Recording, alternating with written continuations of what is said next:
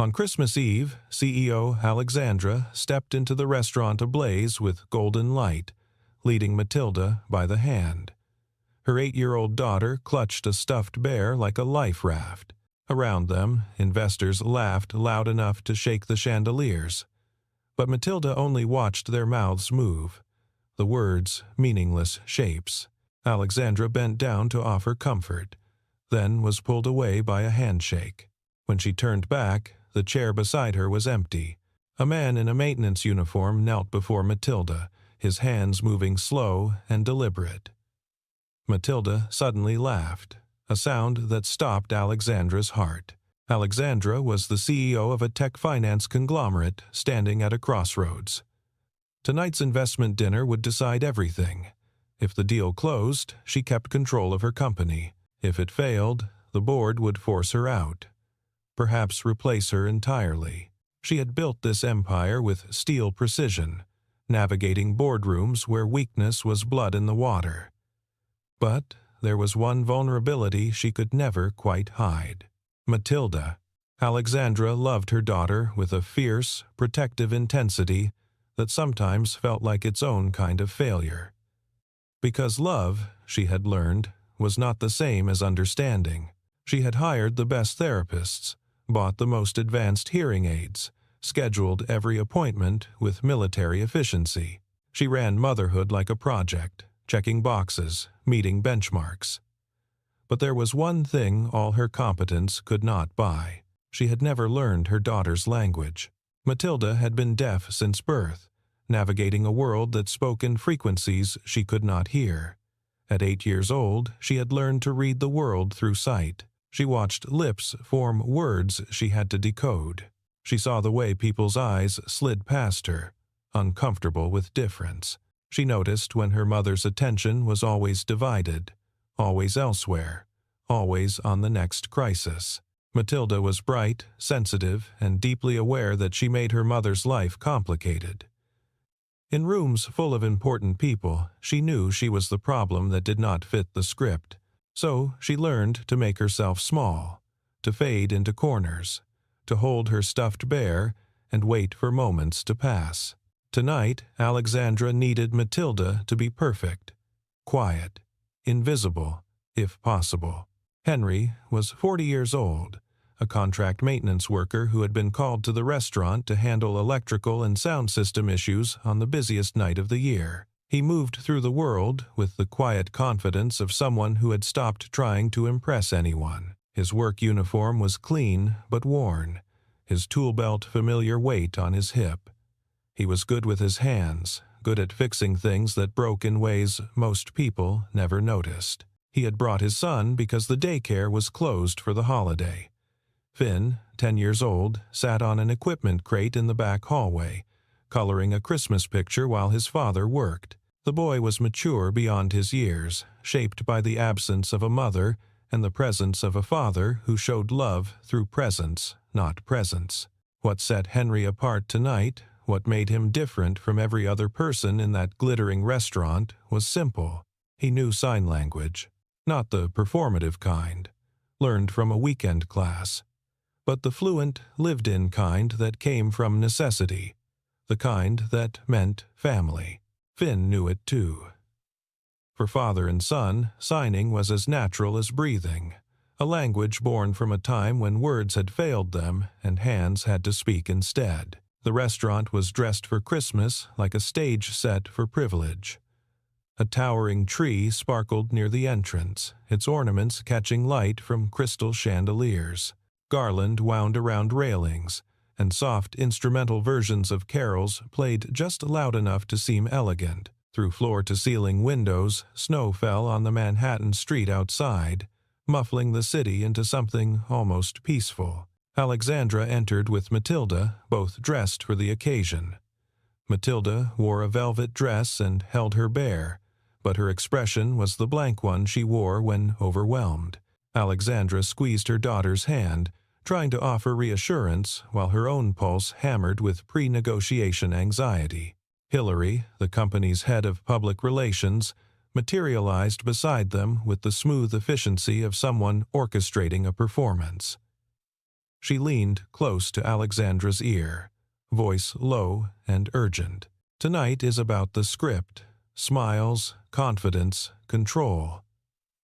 After 15 minutes of greeting the investors, we can move Matilda to a private room. She'll be more comfortable, and we avoid any disruptions. The words were framed as consideration, but Alexandra heard the subtext. Matilda was a risk, a variable that could not be controlled, something to be managed. Corbin arrived next, a senior board member whose silver hair and tailored suit gave him the appearance of distinguished authority. But Alexandra had learned to read the calculation behind his polite smile. He glanced at Matilda, then back to Alexandra.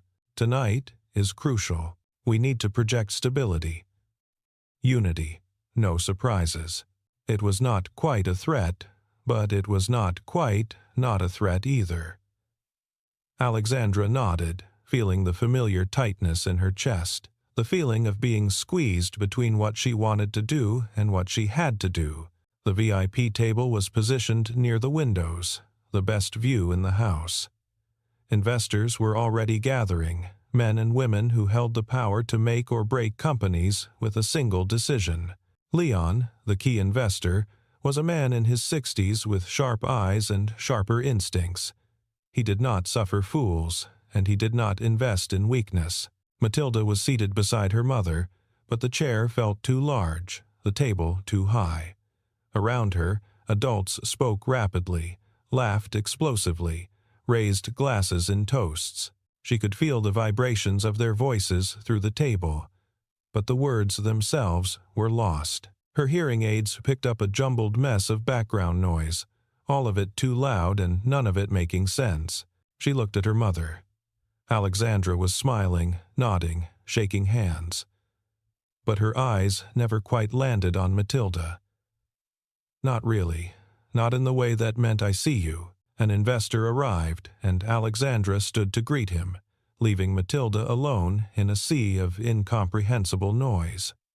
The child's fingers tightened on her bear.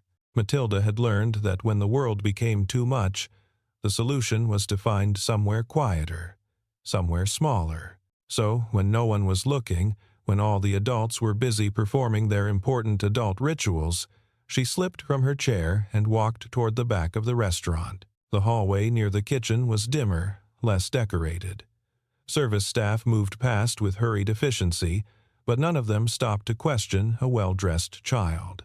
Matilda found a spot near a door marked maintenance and stood there, holding her bear, letting the relative quiet settle her racing heart.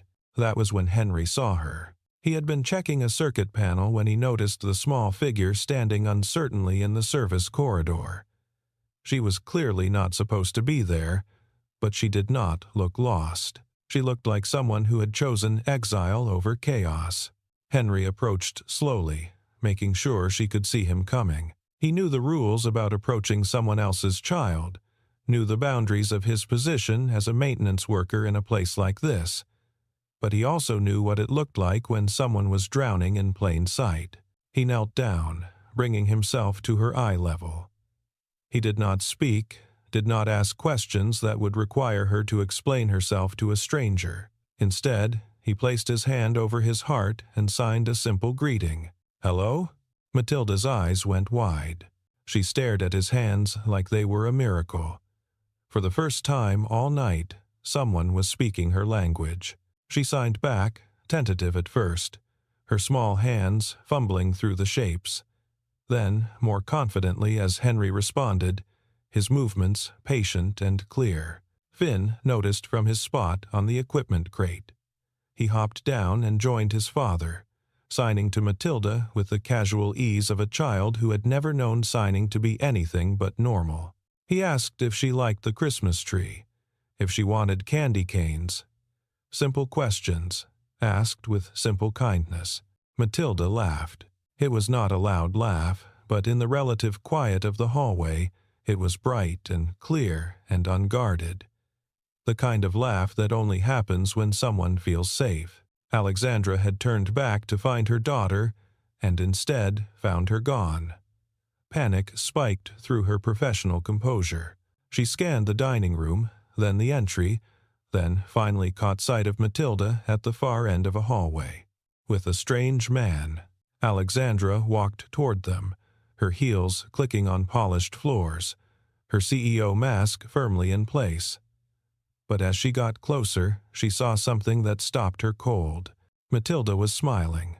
Not the polite, careful smile she gave to cameras and strangers, but a real smile, the kind that crinkled her eyes and made her look like the child she was.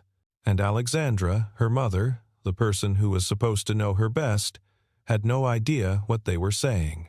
She stood just out of sight, watching her daughter communicate in a language she had never bothered to truly learn. Henry's hands moved with grace and precision, each gesture deliberate and clear. Finn signed with the rapid energy of youth, making Matilda giggle, and Alexandra realized, with a clarity that felt like breaking, that she had been so busy managing her daughter's disability that she had forgotten to meet her daughter where she was. She thought of all the boardroom negotiations she had mastered, all the complex deals she had navigated, all the people she had learned to read and predict and outmaneuver, but she could not read her own child's hands. Henry noticed Alexandra watching. He caught her eye and signed something slow and clear, instinctively knowing she would not understand. His expression was kind but honest. "She's okay, she just needed space." Alexandra guessed at the meaning from context and expression, but the not knowing gnawed at her. This was what Matilda felt all the time, she realized. This constant work of translation, of guessing, of being outside the language everyone else took for granted. Hillary appeared, pulling Alexandra by the elbow. Her voice was low and urgent. "Leon is waiting. We cannot let personal matters derail this deal. Come back to the table." For years, Alexandra had obeyed that logic. Business first, stability first, control first. But tonight, something in her resisted. "Wait," she said. Just one word. But it felt like breaking a chain. She looked back at Matilda, who was still talking with Henry and Finn, her hands animated and her expression open. This was her daughter. Not a problem to be solved, not a risk to be managed. Her daughter? The interruption came from Otis, the restaurant manager, who approached Henry with barely concealed irritation. He had been watching the interaction from a distance, worried about protocol breaches and VIP complaints. "You need to return to your work," Otis said quietly but firmly. "This is not appropriate." Henry stood slowly, his demeanor calm. The child seemed overwhelmed. "I was just making sure she was all right. That's not your job. Please go back to the maintenance area." Before Henry could respond, Corbin appeared, drawn by the commotion. His gaze swept over the scene, taking in Henry's work uniform, Matilda's presence, and Alexandra standing nearby. "Is there a problem here?" Corbin's voice was smooth, but his eyes were cold. "Why is a maintenance worker interacting with the CEO's daughter?" The question hung in the air like an accusation. Several nearby guests turned to look, sensing drama. Hillary seized the moment, whispering to Alexandra, "If anyone takes a photo, if this becomes a story, it will look terrible. A strange man with your daughter at a business dinner." Alexandra felt the vice tightening. On one side, the deal with Leon, her reputation, her control of the company. On the other, Matilda's first genuine smile all evening. She made her choice. Alexandra stepped forward, her voice clear and firm. "He was helping my daughter. I gave my permission." The statement landed like a stone in water. Corbin's eyebrows rose fractionally. Hillary looked stricken. Otis seemed uncertain whether to back down or double down. Matilda noticed the tension. Her smile faded, her hands clutching the bear tighter. Henry immediately signed to her, reassuring her that everything was fine, that she was safe. Finn moved closer to Matilda, creating a protective circle. Corbin did not let it go. Alexandra, you're turning a business dinner into an emotional scene. We're in the middle of negotiations. Alexandra met his eyes. For the first time, she saw him clearly. Not as an ally, as an opponent. I'm aware, she said quietly. The moment hung there, unresolved, as Alexandra walked Matilda back to the table. But something had shifted. Some line had been crossed. They had barely returned to their seats when the restaurant's sound system crackled and went silent. The ambient music cut out. Lights flickered overhead. Conversations paused as people looked around, confused. A moment later, a large screen meant for presentation slides went dark. Otis appeared at the table, apologizing profusely to Leon and the other investors. Technical difficulties. They were working on it. It would be resolved shortly. Leon frowned, checking his watch. Other investors exchanged glances, their patience wearing thin. Corbin looked at Alexandra, his expression carefully neutral but his words pointed. Even tonight, things are falling apart. Are you sure you have control of this situation? The implication was clear. If she could not manage a simple dinner, how could she manage a company? Matilda reacted badly to the flickering lights and crackling speakers. Her hearing aids picked up the electrical interference, creating a painful feedback loop. She pressed her hands over her ears, her face going pale, her breathing quick and shallow. Alexandra froze, not knowing what to do beyond pulling her daughter close. But proximity did not stop the noise, did not fix the problem. Henry was already moving. He did not ask permission from Otis or anyone else. He simply went to work, Finn trailing behind with a flashlight and work gloves. In the back utility room, Henry opened the electrical panel and immediately saw the problem. Someone had tampered with the connections. This was not wear and tear or accidental damage. Someone had deliberately loosened critical wires, just enough to cause failure under load. He saw fingerprints in dust on the panel, handprints that did not match the pattern of normal maintenance access. Working quickly, Henry bypassed the damaged connections, replaced a blown fuse, and isolated the feedback loop, causing the speaker interference. Within minutes, the lights stabilized and the sound system came back online. He returned to find Matilda still shaken but calmer. He knelt down and signed to her. All fixed. You're safe now. Matilda, without thinking, reached out and briefly held his hand. A child's instinctive thank you to the adult who had made the fear stop. Alexandra watched the gesture and felt something crack inside her chest. This stranger understood her daughter better than she did. As the dinner resumed, Alexandra made a decision.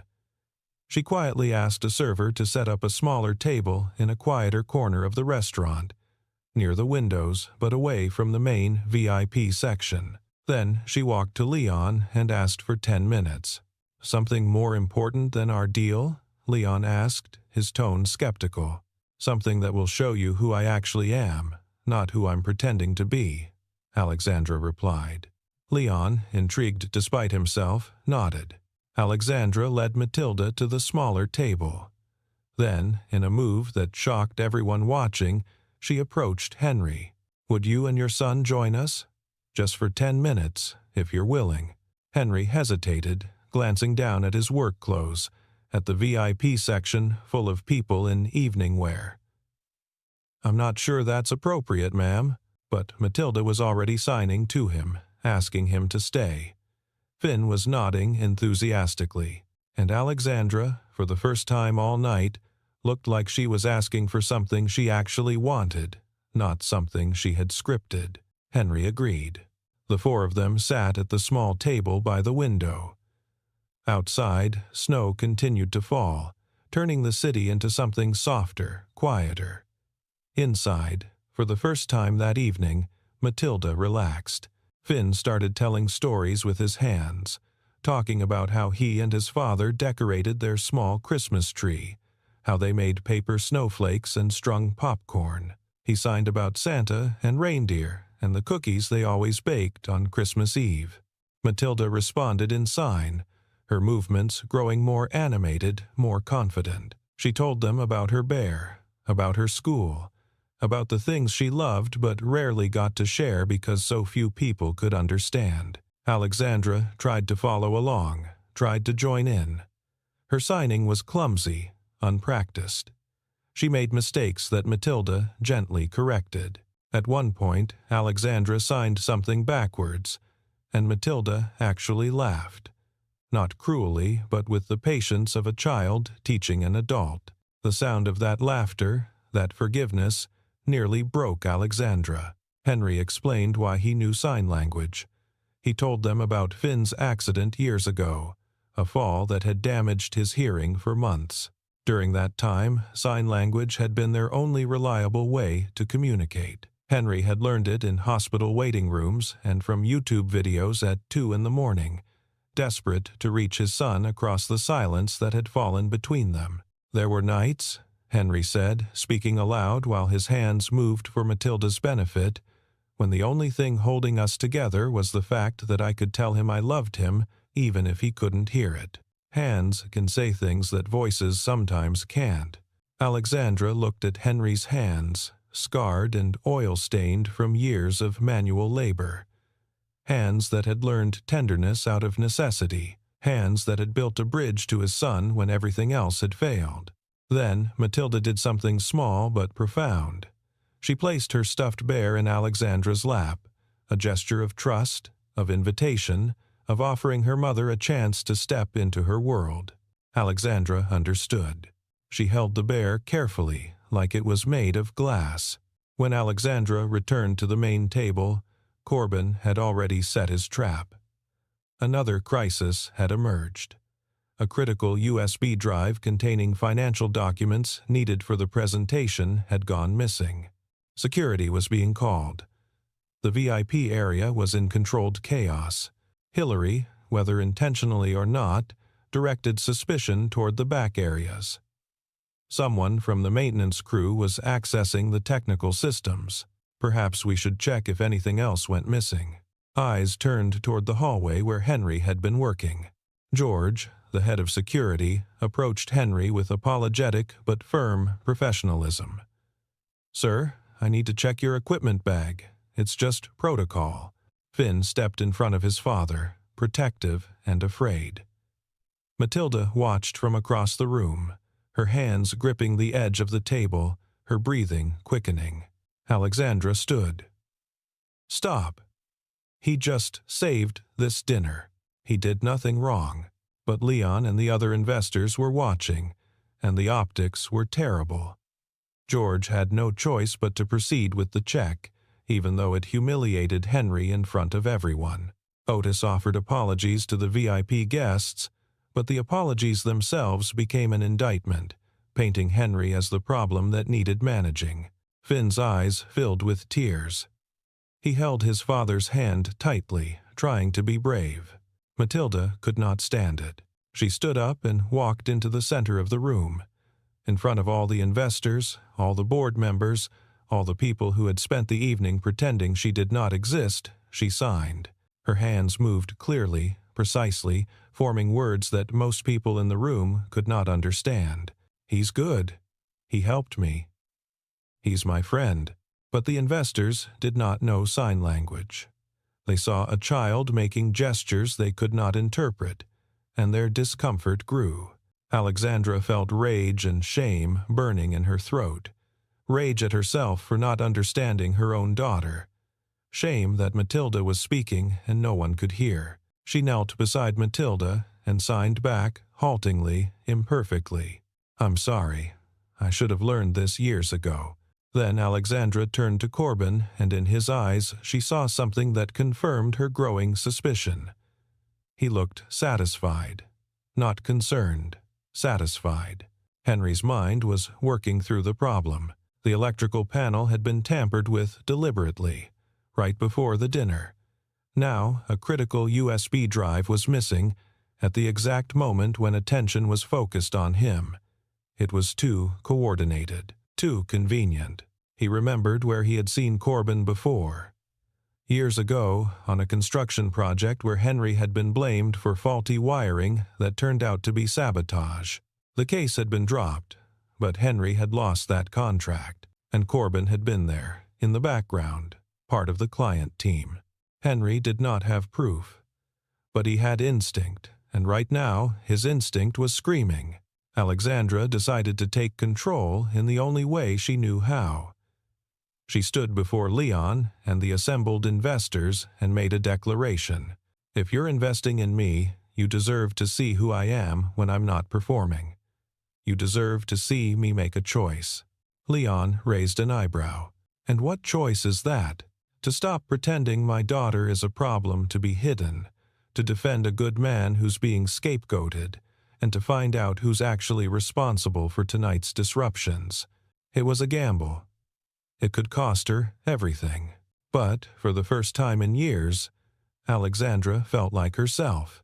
Henry stepped forward.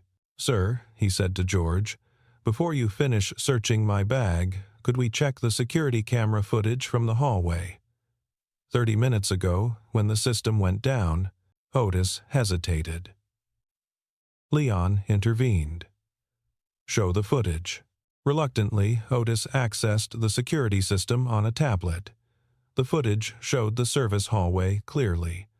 A person in a server's uniform entered the maintenance area before Henry arrived. The person's movements were furtive, deliberate. They accessed the electrical panel, made adjustments, then left. Moments later, the same person appeared near the VIP section, close to where coats and bags were stored.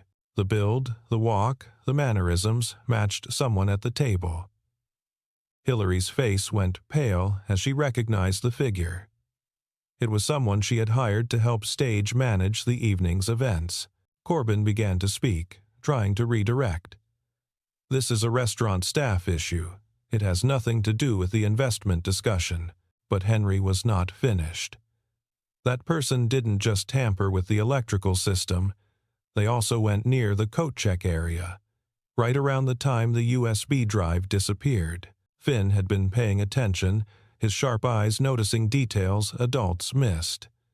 He signed to Matilda, who signed back to Henry, who spoke aloud to Alexandra. "Your son says he saw Corbin touch a coat pocket near your chair, about 15 minutes ago." George checked the coat area. In the pocket of a jacket belonging to one of Corbin's associates, he found the USB drive. The room went silent. Corbin's expression remained controlled, but Alexandra saw the calculation behind his eyes.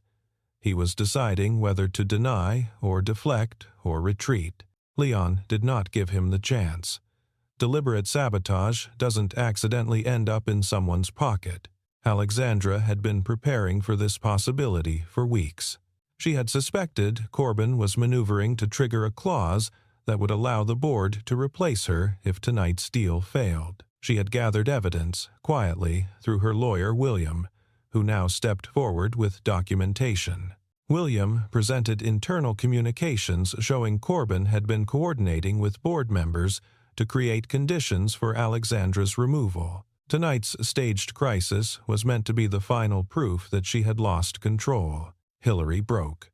The pressure was too much, and she confessed that Corbin had pressured her to ensure the evening had image problems that could be blamed on Alexandra's instability.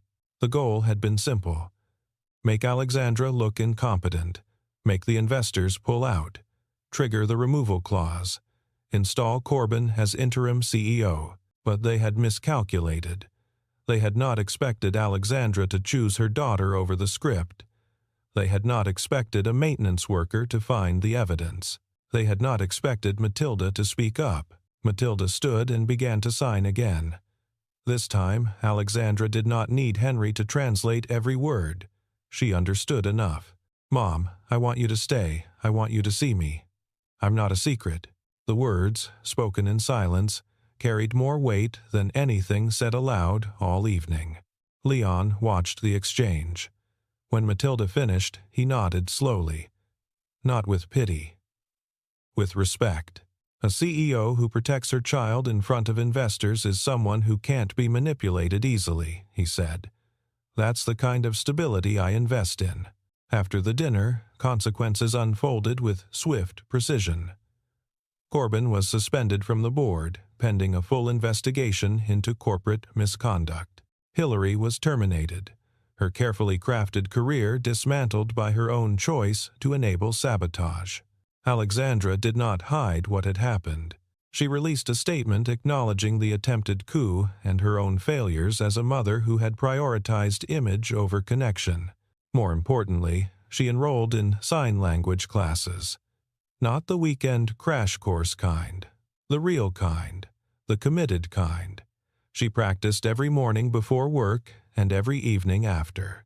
Her hands would never be as fluent as Henry's or Finn's, but they would be honest. She established a foundation to support deaf and hard-of-hearing children, but she was careful not to make Matilda the face of it.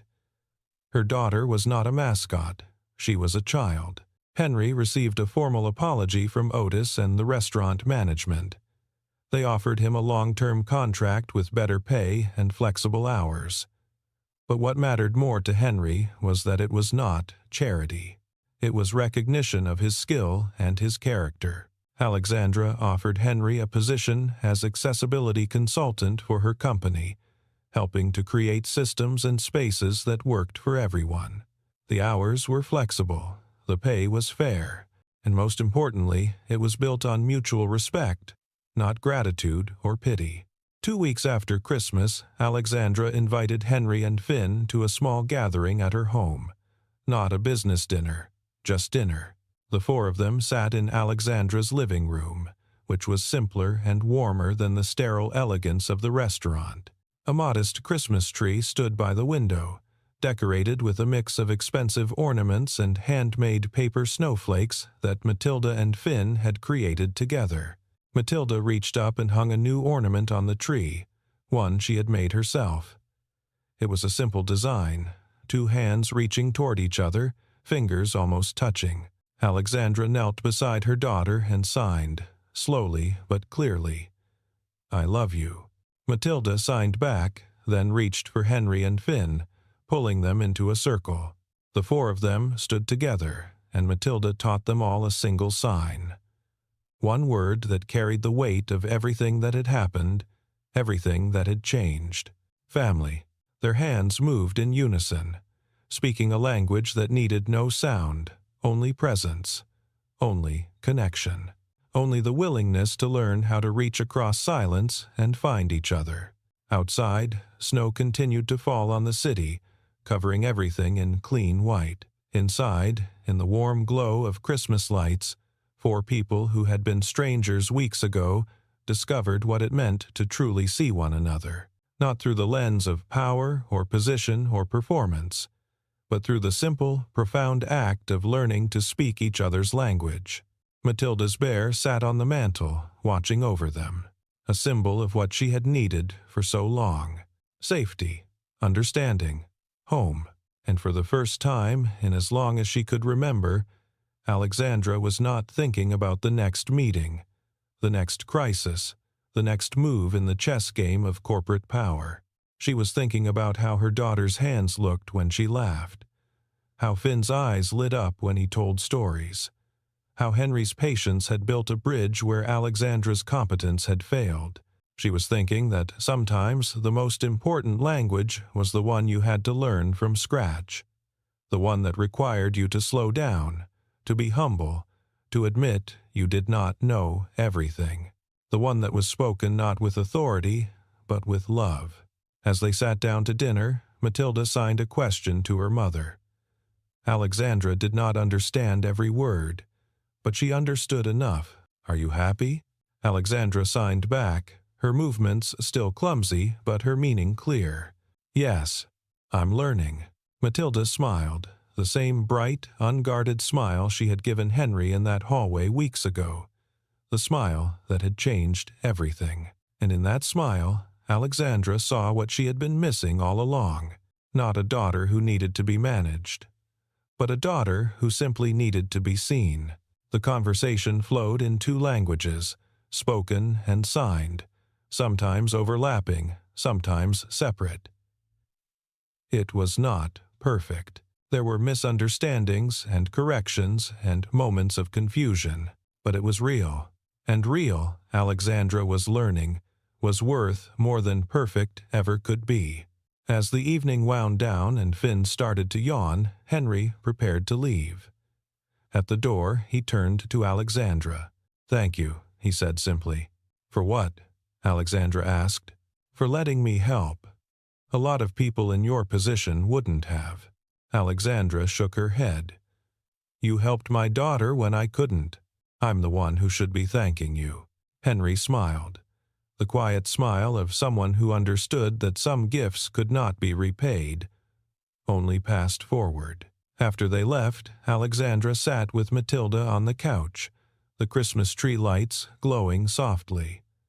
Matilda curled against her mother, the stuffed bear tucked between them. Alexandra signed to her daughter in the dim light, practicing the phrases she had learned that week. "I see you, I hear you, even when you're silent, I'm listening."